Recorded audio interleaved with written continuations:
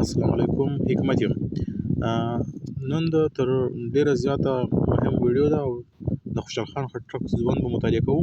د خوشحال خان خټک د شاعري ښکاره اړخ، د خوشحال خان خټک ماشومتوب او د خوشحال خان خټک د خپل سره کرکه پیدا کېدو نه پاس د پر شاعري باندې څه اثرات ولوېدل.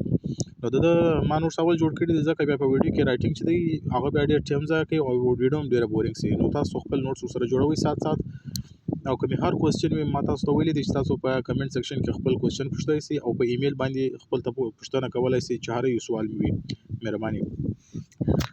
خوشحال خان خټک د پلار نوم چې و شهباز خان و. دی په اکوړه علاقه په 1414 کې یا په 1022 هجري کې پیدا سو. د پلار چې جاګیر و، جاګیردار ورته ته ویل کېږي لکه په اوسنۍ دور کې په حکومتونو کې لکه د خپل علاقې چې چیف منسټر وي، وزیر اعلی وي، گورنر وي، د علاقو خپل میر وي، چیرمن وي، منسټرز وي، د نېشنل اسمبلی ده یا د صوبایي اسمبلی ده. نو په هغه ټیم کې خپل جاګیرداران به وو، د مغولو یعنی نایبین به په خپل علاقو کې د مغولو لپاره به کار کوو. نو په 1451 کې د کوم ټیم شهباز خان چې وفات شو، نو دی د خپلې قبیلې د خټک د قبیلې سردار سو. په کال د ده عمر چې و 22 کاله و، یعنې 27 ایرز د ده عمر و چې دی د علاقې سردار سو د پلار د مرګه بعد.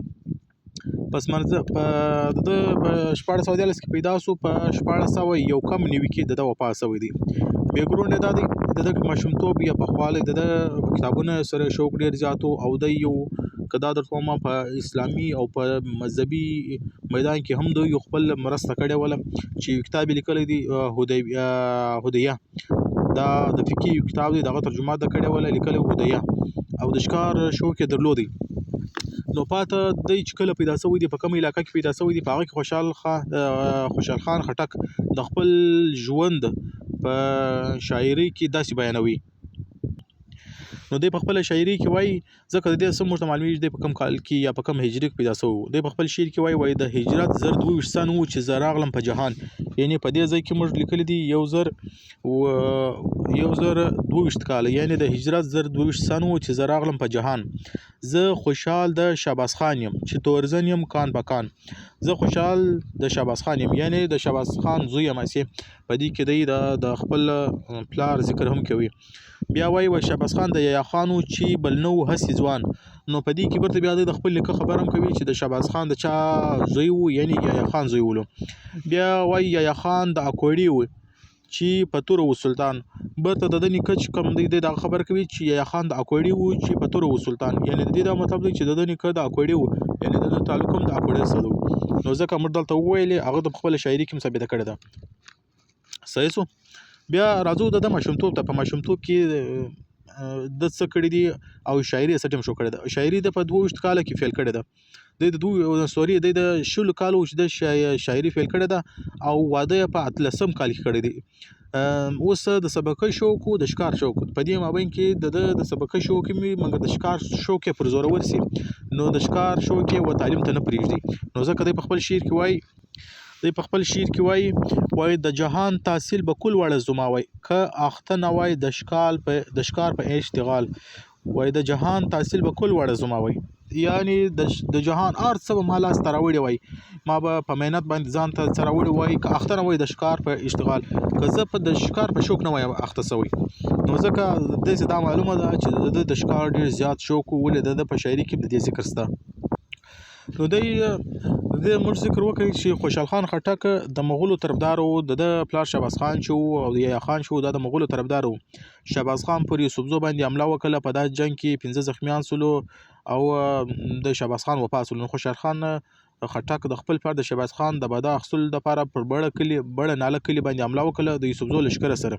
نو د یوسفزو د کلي د لښکر کورونه یې وسېځل، خلک یې مړه کړو، پر بنګشو باندې حمله وکړه. دا په دې ټیم کې بیا اکبر بادشاه و خوشحال خان خټک ته انعام هم ورکړو. نو بیا د ده کرکه څه ټیم پیدا شوله چې کوم ټیم اورنګزیب عالمګیر زمانه شوله. اورنګزیب عالمګیر راغلی، بیا خو دغه مولو چې د مذهب کارډ یې بولي، د مذهب د اسلام طرفداري یې وکړه. نو هم د دې وجې څخه د مغولو چې کوم زوال شروع شولو. په دا ټیم کې د مغولو د دربار یو صوبیدار و چې هغه د اورنګزیب عالمګیر ته د خوشحال خان خټک یو شکایت یې وکړ. په دې کې اورنګزیب عالمګیر ولاړ سولو، خوشحال خان خټک په جیل کې واچوي. بیا څو ټیم د ایمل خان مومند او دریا خان افریدي په مدد سره چې کوم ټیم دی رالاسلو د مغولو خلاف جنگ وکړي. نو ځکه دی په خپل شعر کې وایي د افغان په ننګ مې وتړله توره، د افغان په ننګ مې وتړله توره، ننګیالی د زمانې خوشحال خټک یم. اوس راځو د خوشحال خان خټک د شاعري اړخ ته راځو. ګوره د هر شاعر خپل یو اړخ وي چې پر هغه باندې د شاعري فوکسډ وي او پر هغه باندې دی د شاعري خپله شاعري کوي.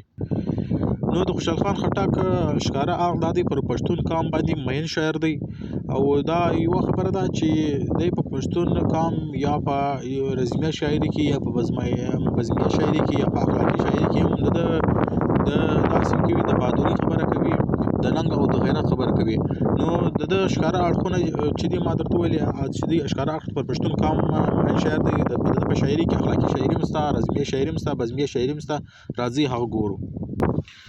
نو تر ټولو اول چې دی موږ اخلاقي شاعري د اخلاقي اړخ ګورو د شاعري ده چې په هغه کې دی څه وایي. تاسو دا اړخونه چې دي تاسو پر نوټس کې لیکئ، او دا کوم اړخ چې دی هغه جلا تاسو که اخلاقي شاعري ده د دې چې کوم شعرونه دي د اخلاقي اړخ ده هغه جلا نوټ کوئ. بیا د رسمیه یا وطني شاعري یا بزمي یا عشقي شاعري دا اړخونه چې دي جلا تاسو لیکئ په نوټ باندې، د ځان سره نوټوئ. اخلاقي شاعري کې دی اول لپاره د چې کوم شعرونه دي مثالونه تاسو په دې کې تاسو د کمنټ سیکشن کې ولیکئ. دی وایي په اخلاقي شاعري کې دی وایي چې دروغ تر خوله وباسي کله خوله ده، چې دروغ تر خوله وباسي کله خوله ده، چې رښتیا تر خوله راباسي خوله هغه ده. دا یو شعر دی. په بل شعر کې دی وایي د منت دارو کمرم په کار مینې دي که علاج لره میراث مسیحا. نو په دې کې دی دا خبره کوي د اخلاقي شاعرانو د پښتو ډېر اسانه ده، ځکه د دې تشریح کول پکار ضروري نه دي، اسانه لفظو کې لیکلې ده. بیا وایي که د خلکو نیکوایي لري په زړه کې مبارک شه بادشاهي لري په زړه کې. بیا په دا بل څلورم شعر کې دی وایي تر مطلب پورې شرط در رسېدو دی، مطلب پورې شرط در رسېدو دی که تمام لار په وینو شي آلوده. بیا په پنځم بل شعر کې دی وایي که مهنت په ځان قبول کې راحت مومي، که مهنت په ځان قبول کې راحت مومي، رنج او ګنج سره دا دواړه دي تړلي. یعنی په دې شعر کې دی دا خبره کوي چې وایي مهنت کوه، خامخا په دې لاره کې به پریشانۍ راځي، په دې لاره کې رکاوټونه راځي. نو بیا د مهنت بعد بیا چې شو کامیابي وي. په بل شعر کې دی وایي که کوشش که په اخلاص زه زامن یم، که کوشش که په اخلاص زه زامن یم، که کامران په خپل مراد نشي سړی. یعنی په دې کې دی خبره کوي وایي ته خپل کوشش په اخلاص کوه، که کامیاب نه شوې که کامیاب نه شولې یا ځای ته ونه رسېدلې زه زامن یم، یعنې زه ذموار یم. بیا دویم اړخ ته راځو په بزمیه یا عشقیه. بزمیه ته موږ عشقیه شاعري وایو. په دې کې د دوی څو شعرونه دي په مثال په توګه تاسو لیکئ. وایي په ځان او په جهان کې ما دوه څیزه دي خوښ کړي، په ځان او په جهان کې ما دوه څیزه دي خوښ کړي، په ځان کې دواړه سترګې، په جهان کې دواړه ښکلي. بیا په بل شعر کې وایي دویم شعر دی وایي مدد وکړه د اوښکو د وینو د ژړا په وخت ایدله، مدد وکړه د وینو د ژړا په وخت ایدله، نورې اوښکې پاته نه شوې چې ډېر نه وي ژړلي. وایي بل شعر کې دی وایي توره چې تېرېږي خو ګزار لره که نه، زلفې چې ولول سي خو خپل یار لره که نه. بیا بل ډېر خوند شعر دی تاسو یې کتای سئ. وایي په درست جهان به نه وي دغه زما غوندې رسوا بل، په درست جهان به نه وي دغه زما غوندې رسوا بل، ورځم توره ورکښلې چې مین واورم په تا بل. بل شعر دی پنځم دی وایي زه خوشحال کمزوری نه یم چې به ډر شم، وایي زه خوشحال کمزوری نه یم چې به ډر شم، په ښکاره نارې وهم چې خوله یې راکړه. په بل شعر کې وایي یا به سر د خپل ورمیش په وینو سور کړم، یا به سر د خپل ورمیش په وینو سور کړم، یا به ښکل کړم دغه ستا شونډې ملکې. دا د خپل عشقي شاعري ده. او بل یو مثال دی وایي یا به ستا زلفې ونیسمه په لاس کې، یا به ستا زلفې ونیسمه په لاس کې، یا به سر ورباندې بیلم دوې وینا دي. دا یو څو مثالونه چې ما درکړو په بزمیه یا عشقیه شاعري د خوشحال خان خټک ته. که ستاسو هم په ذهن کې داسې د رزمیه یا عشقیه شاعري د خوشحال خان خټک په ذهن کې تاسو خپل شعرونه هم خپل په نوټس کې ایډولی سئ. بل اړخ دی رزمیه شاعري یا وطني یا قامي شاعري. په دې کې دی وایي لا په خوب کې په لرزه پریوزي لکټه، لا په خوب کې په لرزه پریوزي لکټه، چې د چا تر غوږو زما د تورې شړنګ سي. که په دا دور مې ګوري هغه زه یم چې مې دا په خاطر یې شي دی اورنګ ته. دا هغه ټیم دی چې کوم ټیم د اورنګزیب عالمګیر څخه کرکه پیدا سوله، نو ځکه د دې اثرات هغه اثرات د په شاعري کې د ښکاره سلو چې وایي لا په خوب کې په لرزه پریوزي لکټه، چې د چا تر غوږو زما د تورې شړنګ سي. که په دا دور مې ګوري هغه زه یم چې مې دا په خاطر یې شي دی اورنګ ته. او په بل شعر کې وایي مومن زما د ګېډې لاس او پښې دي، رازمن د اپرېدیو په کومک یم.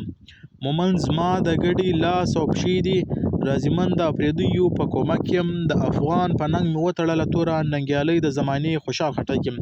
نو دغه ما درته ویلې چې کوم ټیم دی د جیله سره ایله سولو د یمل خان مومند او دریا خان افریدي په کومک سره د مغولو خلاف جنگ شو کوي. نو ځکه د په شاعري کې د دریا خان د یمل خان مومند او د دریا خان افریدي یعنی د مومند او د افریدیو ذکر دا د په شاعري کې ښکاره سو. دا د مغول سره د کرکو د پیدا کېدو اثرات. او په بل شعر کې وایي نه به زما غوندې ننګیالی بل راسي، نه به زما غوندې جنګیالی راشي، جنګ لا پرېږده په درست جهان کې، عجب که هسې فرنګۍ راسي. دا یو بل شعر دی وایي چې مغول ته مې وتړله توره، درست پښتون مې و عالمو ته ښکاره کړی، اتفاق په پښتنو کې پیدا نه شو، که نیما به د مغول ګریوان پاره کړو. په دې کې دی د پښتنو څخه هم چې کوم ټیم د افریدیو د مومندو په کومک سره د مغولو خلاف جنگ شو کوي. نو په دې کې د په شاعري صدا ثابتېږي چې ټوټل پښتنو د سره حمایت نه وکړي، خاص کر کې اوسکتا یوسفزي یا بنګش د خلکو د سره یا نور علاقې پاس پښتنو د سره حمایت نه وکړي. نو ځکه د پښتنو صدا ګیله لري د خپل شاعري کې دا بیانوي، وایي چې مغول ته مې وتړله توره، درست پښتون مې و عالمو ته ښکاره کړو، اتفاق په پښتنو کې پیدا نه سو، که نیما به د مغول ګریوان پاره کړو.